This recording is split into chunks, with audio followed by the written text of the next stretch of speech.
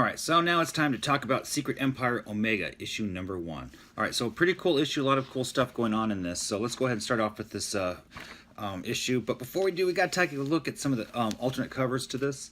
I just happen to have two. Got this little victory cover on here. And then, of course, we have this one as well. Alright, so, and I think there's a sketch variant for this one as well. I just haven't gotten a copy of yet. But let's talk about Secret Empire Omega. Going to the first page, the war is over. They're talking about their healing and rebuilding.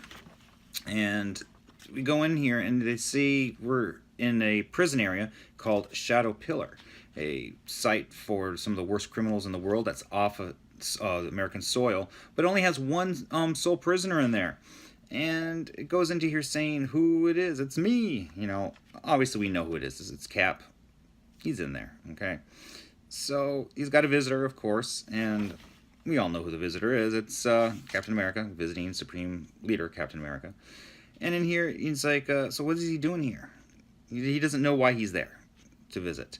And Supreme Cap is like, I wonder when you're going to have the guts to show up. And you go in there, you see this nice full-page panel of, half of Captain America and half of our Supreme Leader Captain America. And around this, there is the Hydra logo, a part of it, it looks like. And it's all made up of pictures from Captain America covers and panels throughout Captain America's history, which is pretty cool, pretty well put out here. The art is really, really well done. All right. So in there, it's basically like it feels like he's gazing into a mirror. Well, why wouldn't he be? Because basically it's the two of the same people, right? But one is better than the other. Your choice on who is who. So go in there, and they're talking about, why did you do, I hope you, rot in the cell. Why did you do what you did, and you deserve to be here, type of thing. Go into this page here, and they're talking about how, got a little bit of a recap. Everybody gave me the power. S.H.I.E.L.D. gave me the power. America gave me the power. Everybody gave me the power. So, you know what? I had the power. I used the power. And they're talking, goes into this page here where he's kind of talking about, yeah, you had the power, but you abused it. You imprisoned and killed thousands, and, you used your authority incorrectly. And well, it breaks off over here into Natasha Romanoff's funeral.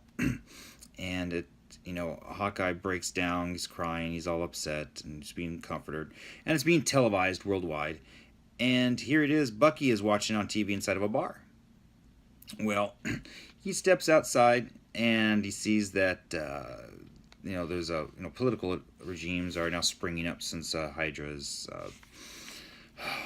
been stopped. And go in here, and all of a sudden that guy gets shot. And Bucky realizes, there's only one person that could take this shot, and it's Natasha. He goes, I know it's Natasha. And he looks up, and of course he's being looked through the gun sights. Breaks back into our Caps, and they're of course talking more about doing the right thing and the wrong thing, and how Supreme Leader wanted to fix everything and make it right. And when he glimpsed into that, he saw this perfect world, a restored, renewed world, and it was beautiful. And how he could, if he wasn't stopped, he could have made the world a better place. It breaks out into New Titan, and basically everything's being torn down since the war is over. And it goes over here to Emma, and she's kind of talking about, how he told Steve no mutants would kneel before Hydra, and obviously, that's still not going to happen because everything we built here is being torn down. And as you look in this other page, yeah, everything's being torn down, and she's upset because nobody will ever know that she was the one that helped the mutants. Going back into our story between the Caps, there's, it's the chicken and the egg scenario. They're talking about, which came first. And it doesn't matter in the end because, Captain America feels that, Hydra was wrong. And, of course, Supreme Leader thinks that Captain America is wrong. And there's a battle that the two are never going to see eye to eye on or agree on at all. And we just understand that. It's a pretty cool little double page in here again. Going back over here, we see some Hydra soldiers dead and wounded. One is, crawling, and a foot comes up onto him, and he gets shot when he's seeing Hailing Hydra, and it turns out to be the Punisher, as we see. And the Punisher is basically, it's got a map of all the different Hydra locations and strongholds, And you see here, he's going around, and he is taking them all out, trying to correct his wrong. And, of course, he's being watched over by Nick Fury. Breaking to another double page, and here you'll see that they're still talking about what's right and wrong. Alright, so I think they're overemphasizing a lot of this in here, but still, it's a good read. Back in here a little bit, Cap starts to say, how he's there because he needs to figure things out, and because he realized when he was there after the war and fixing things, he found a boy, and that boy, when he reached out to help him, the boy withdrew, and that he was afraid of Captain America. And he realized that, people are never, ever going to look at him the same way as they did in the past. And he's got, a lot of rebuilding to do if he could ever do it at all. And, of course, Supreme Leader is like, yeah, well, you know what, that's what happens when everybody gives everybody all the power to one person, Total power corrupts absolutely, right? Or absolute power corrupts absolutely, excuse me. And, of course, Captain America's like, looking at you doesn't look any different than looking at a scroll or an LMD. And Supreme Leader is basically, saying, hey, you know what?